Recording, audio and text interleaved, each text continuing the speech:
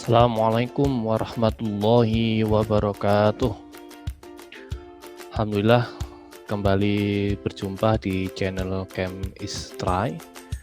Yang insya Allah pada kesempatan kali ini kita akan melanjutkan bahasan kita tentang hidrolisis garam, terutama untuk topik menentukan pH garam dari asam lemah dan basa kuat.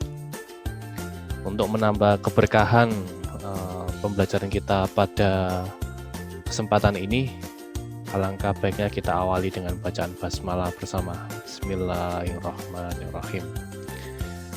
Saya juga mengingatkan untuk mendukung channel ini bisa diklik like dan di subscribe, bisa di komen dan di share di komunitas-komunitas kalian. Semoga nilai-nilai kebaikan kalian senantiasa diberkahi Allah Subhanahu wa Ta'ala. Baik, di kesempatan kali ini saya akan menjelaskan tentang lanjutan materi di materi hidrolisis garam, yaitu menentukan pH garam dari asam lemah dan basa kuat.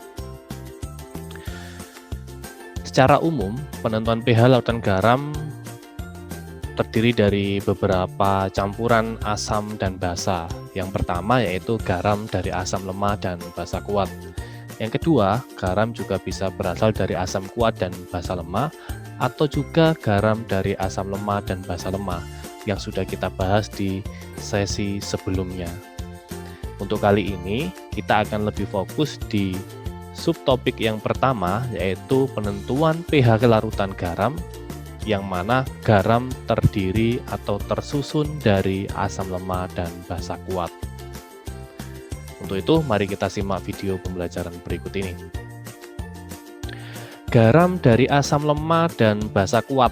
Kita kemarin sudah belajar tentang konsep hidrolisis, yang mana pada reaksi hidrolisis yang dapat terjadi adalah reaksi antara asam atau basa yang bersifat lemah. Sehingga di sini saya akan menjelaskan bahwa dari ion yang terbentuk dari garam dengan penyusun asam lemah dan basa kuat, yang bisa mengalami hidrolisis adalah anion, di mana anion itu berasal dari asam lemah. Hingga di situ ada bersama reaksi amin atau anion yang terdiri dari ion A bermuatan negatif direaksikan dengan H2O sehingga membentuk Ha dan OH-. Oleh karena hidrolisis garam yang terjadi hanya melepas ion OH-, seperti kita tahu bahwa OH- adalah tanda bahwa lautan garam tersebut adalah bersifat basa atau pH lebih besar dari 7. Lantas bagaimana untuk penghitungannya?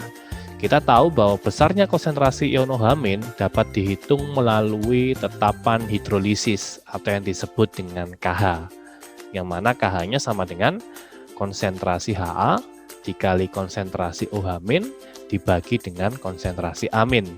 Dapat dari manakah itu? Itu adalah dapat dari persamaan reaksi yang ada di atas. Selanjutnya, ketika kita buat persamaan, bahwa di sini kita bisa melihat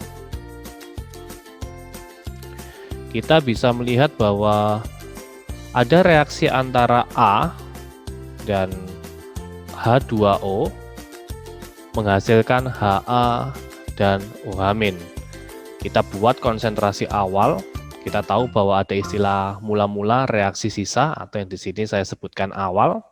Ada reaksi, ada sisa dalam hal ini setimbang.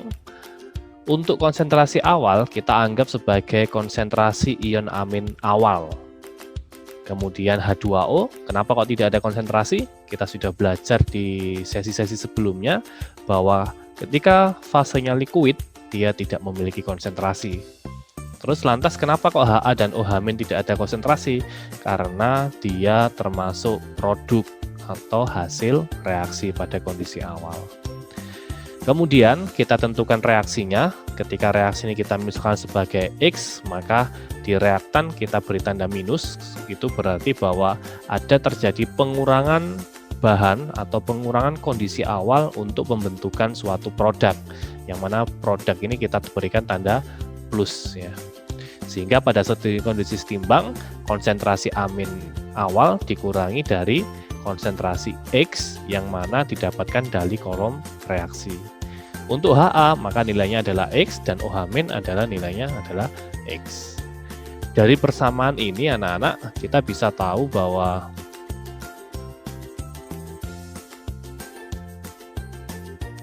terlihat bahwa nilai HA, mana nilai HA? Nilai HA yang ada di kolom reaksi ini, saya berikan tanda di sini, itu nilainya sama dengan OH- yang ada di sini.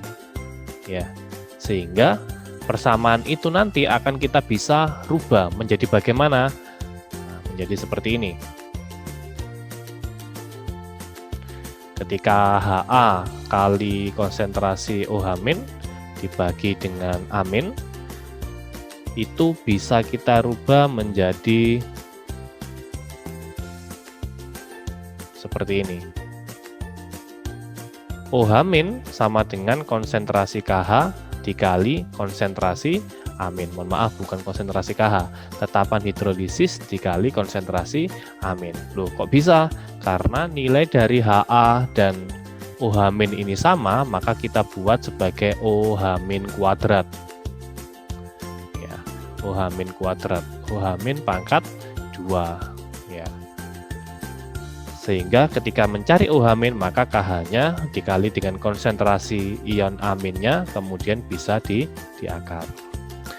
Ketika kita sudah tahu OH- seperti biasa, kita baru bisa menentukan pOH. Karena ini sifatnya basa, maka ada tahapan sebelum mencari pH, yaitu kita mencari pOH.